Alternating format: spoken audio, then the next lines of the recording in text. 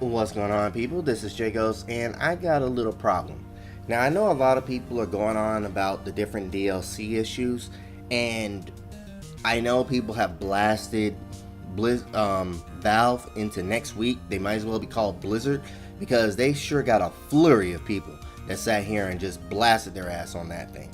But on top of that, I want to sit here and go into the Mortal Kombat X issue and kind of sit here and merge them because I want to sit here and make an argument that I think a lot of people are doing but don't realize how badly this argument sounds. What I've been noticing is that a lot of people are blaming DLC on consumers to sit here and say, well, it's your fault for buying it.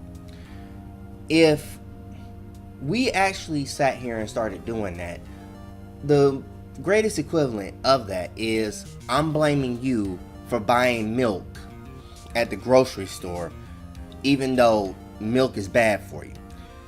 That doesn't get to the source of the problem. What that ended up doing is you're pointing a finger at customers for being, zombies or whatever. Who's offering that DLC in the first place? Who put it and presented it to the marketplace of ideas? Now, a bad idea doesn't make money, but what people are not understanding is you have to sit here and go from looking at distribution into production. Who is producing the DLC and why? Now, if you actually sat here and looked at the gaming industry, you see that it's made up of developers and publishers. Valve is a publisher at this current point in time. They publish games for everybody else. They no longer make games as much as they used to, with Portal 2 being the last one they did in 2011. They've been a publishing house and a publishing studio similar to Apple, Amazon, and everywhere else. The developers get a wage. Now, they pretty much sit here and produce the content, but who has the most incentive to sit here and sell DLC? That would be the publisher. The publisher being, at this current point in time, Bethesda, as well as Warner Brothers. If we look at NetherRealm Studio, they are developers. They create the content, but then who distributes it? That will be the publisher. And I'm not going to get into all of the nitty gritty, but let's just sit here and understand that both of those incentives for Bethesda as well as Warner Brothers is to make as much money as possible. They want to make money on on different ideas that they can sit here and they can create. So what are they doing? Well, basically, they sit here and give as many microtransactions. They sit here and control what the developers produce. And then they sit here and decide the price on what is going to be charged in the marketplace. So any DLC that they have, any day one DLC, they'll sit here and try to charge you, nickel and dime you, $1, $2, $3, whatever is going to float their boat. And they do this in various different games, in various different ways to sit here and say, nickel and dime you to death. EA has the same habit of making the same game for football, Madden, by sitting here and shutting down their older games so they no longer work. You don't have dedicated servers. You don't have these other decisions of how the game is played, because once you're done for 3 months, you sit here and they can shut down that game practically anytime they want. They won't do it after 6 months. They'll do it after a year to sit here and kind of give it a 1-year warranty of service. Now, what would be a better way to create resources? Make a free-to-play game, make it so that people can customize it as they see fit, and have a new business model.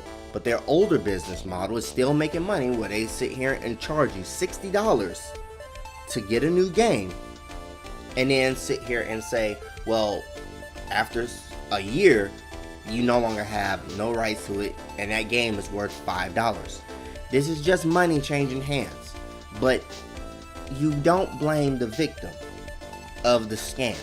The scam is the fact that EA is not updating their business model with the free-to-play that I just described, and instead they're sitting here offering this DLC, offering these Game of the Year editions, so that way if you just wait a little bit instead of give in to that first year hype, the game is cheaper, closer to what the market value actually is, and on top of that, you don't get as much marketing budget and all that stuff. You get all of the skins that you were looking for as they were nickel and diming you. These things happen in other industries. This is capitalism running wild, and people sit here and say, well, it's your fault for buying it. Well, let me change that from the gaming industry into the banking industry. If you find a derivative, what is happening there is that basically you have bundles that can basically be bought and sold as commodities on the stock market. Even though somebody not paying up is going to be bad for business, if you have those derivatives and you sell them as commodities, who is making the money here? The banks are. They are for profit. Instead of being the social institutions that they're supposed to be, where they just hold your money through Glass-Steagall and everything else, they sit here and they make the money off of something far different. What do you think that does to the market? That sits here and distorts it, so they sit here and control it. The same thing is happening here. You're getting a bundle of goods that are not necessarily good for you, but good for the publisher. Stop blaming the victim, people. Sit here and understand what's going on in the marketplace.